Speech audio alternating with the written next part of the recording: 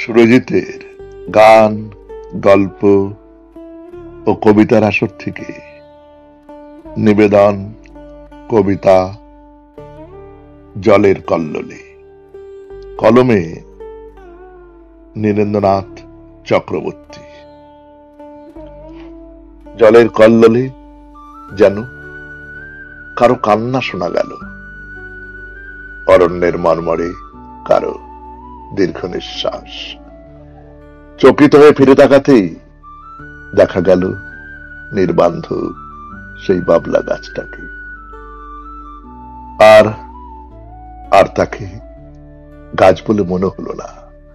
মনে হলো সংসারের সমস্ত রহস্য জেনে নিয়ে কেউ যেন জলের ধারে এসে দাঁড়িয়েছে।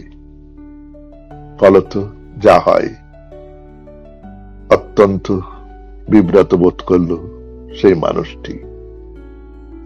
কেননা জীবনের কাছে মার খেয়ে প্রকৃতির কাছে সে তার দুঃখ জানাতে এসেছিল। প্রকৃতি নিজেরই এত দুঃখ সে তা জানত না। জলের কল্লোলে যে কারো কান্না ধ্বনিত হতে পারে, অরণ্যের মর্মরে কারো নিঃশ্বাস সে তা বোঝেনি এবং ভাবেনি যে নদীর ধারের বাবলা গাছটাকে আজ বিষণ্ণ একটা মানুষের মতো দেখাবে।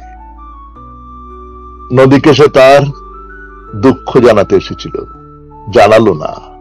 সন্ধ্যার আগেই সে তার ঘরে ফিরে এলো। নমস্কার,